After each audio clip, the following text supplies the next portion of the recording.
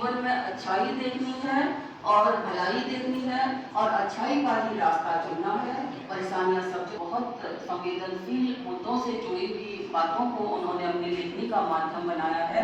दो कहानी संग्रह उनके प्रकाशित हो गए हैं, तो वो अपनी बात रखेंगी। तो मैं आप लोगों का पुनः स्वागत करती हूँ। धन्यवाद।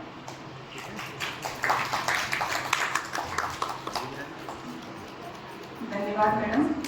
आपने आज इस संवेदनशील जो विषय है आज women empowerment, women related issues की, उसको अपनी कविता के माध्यम से आपने यहाँ पर इसका एक कहना चाहिए एक इमेज यहाँ पर आपने प्रस्तुत की है कि वास्तव में महिलाओं की स्थिति क्या है, क्या वो होती हैं, वो क्या दिखाई देती हैं।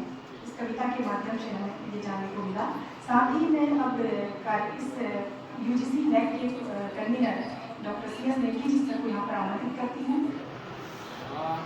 जो मेन मुद्दा है वो है महिला सशक्तिकरण का। जो है फ्रेंकली स्पीकिंग जो है मैंने तैयारी की नहीं थी।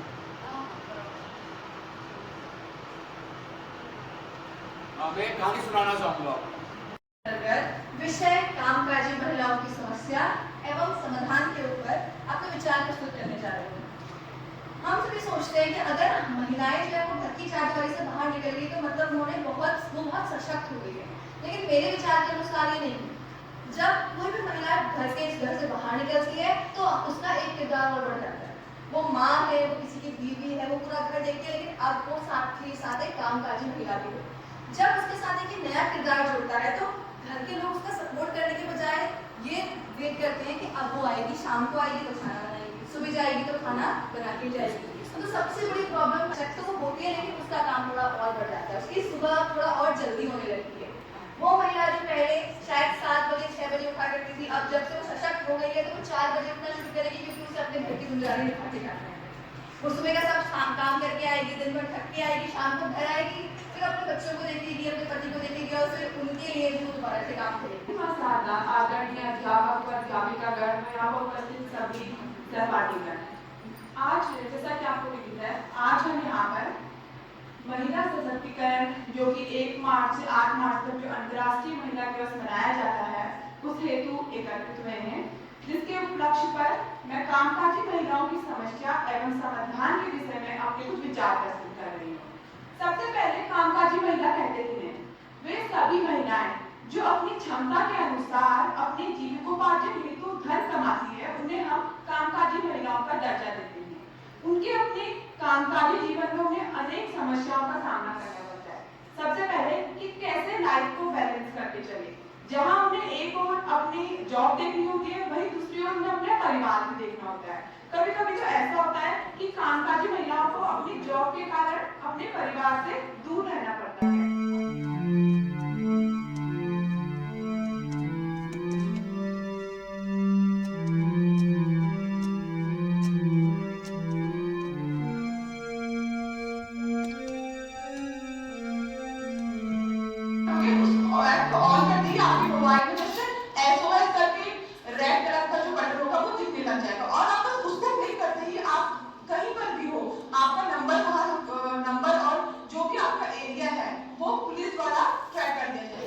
एक घर बनता है एक महिला से और वही घर आगे चल के समाज में अपना योगदान देता है। जब एक बच्चा पूरा दिन अपना बाहर बिताने के बाद घर वापस लौटता है, सबसे पहले अपनी माँ को ढूंढता है। माँ यानी महिला, एक स्त्री, अपार प्रेम का स्रोत। लेकिन स्त्री का अस्तित्व सिर्फ उसके घर तक ही सीमित नहीं है। वो आज मैं ये तो नहीं कहूँगी कि कंधे से कंधा मिला के चलना, क्योंकि हमारा कोई कॉम्पिटिशन नहीं है। बस ये है कि स्त्री अपने आप को स्थापित करने में लगी हुई है। वो अपने आसपास जितने भी लोग हैं उनके जीवन के साथ साथ अपना अस्तित्व भी स्थापित कर रही है। इसके साथ साथ लेकिन वह यह भी जानती है कि उसके सामने परेशानियां भी बहुत हैं अपनी। मगर इस सब में मुझे ये भी लगता है कि हम ये तो बात कर रहे हैं कि स्त्री के साथ क्या शोषण हो रहा है, उसे कैसे बचना चाहिए, कहाँ कंप्लेन करना चाहिए, किससे बोलना चाहिए। हम ये क्यों नहीं कहते कि हमें लड़कों को भी सिखाना चाहिए कि अगर तुमसे मना किया जाए, कंधे पे हाथ नहीं रखना है तो नहीं रखना है, इसमें तुम मेरे भाई हो, तुम मेरे दोस्त हो। अगर हमें वर्कशॉप्स कराने हैं ये बताने के लिए कि यहाँ पे आपके लिए विमेन सेल है, आप यहाँ पे आइए, अपनी परेशानियां कहिए, उसके लिए आपका पूरा आपका सपोर्ट किया जाएगा। हम ये भी वर्कशॉप करवाना चाहेंगे जहाँ पे लड़कों को तहजीब सिखाई जाए। कि आप ऐसे कर क्यों रहे हैं? हम अक्सर अपनी इससे आपने हम सभी को जागरूक किया।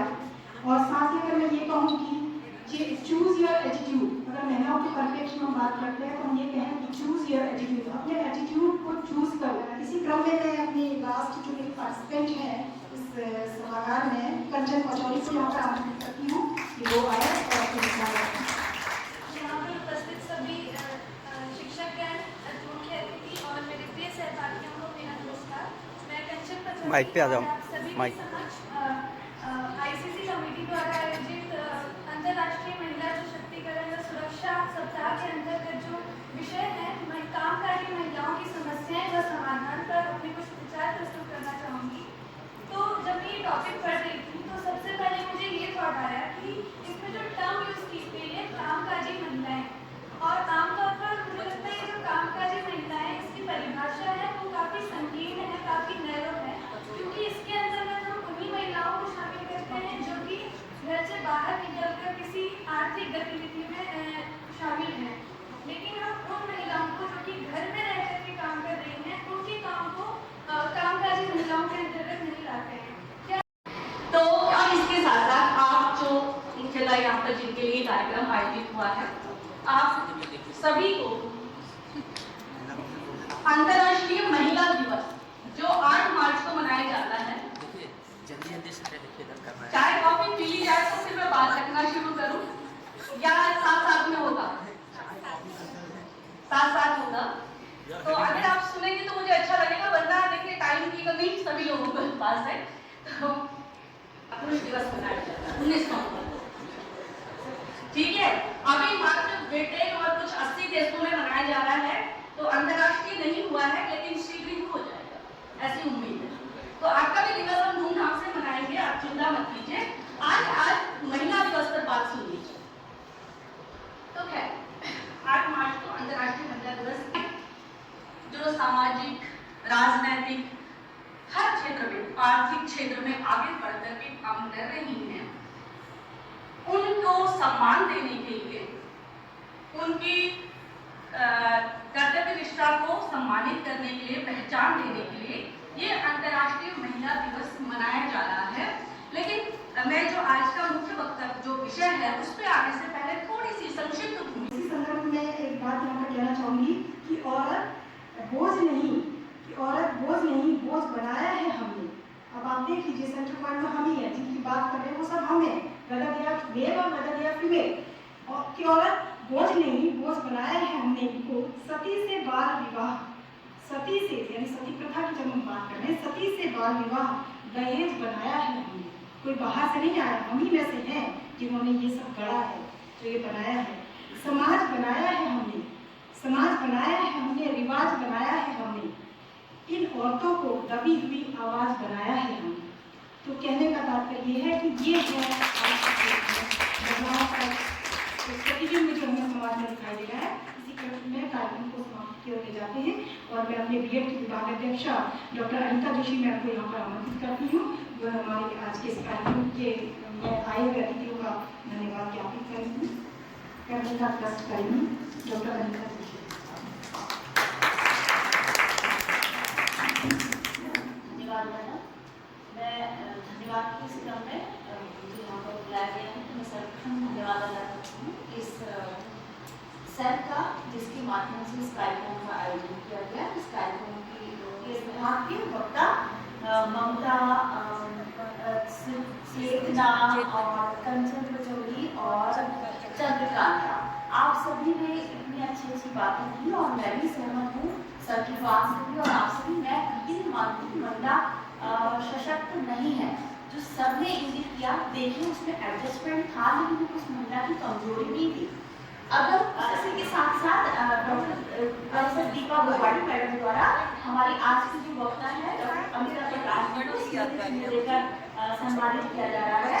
आगे कार्यक्रम होगा और आएगा जागरूकता। ये एक परंपरा है, स्मृति चिन्ह के रूप में आप संभव क्या को अपने पास पेश करेंगी। एक छोटा सा जो इस कार्यक्रम का उन्होंने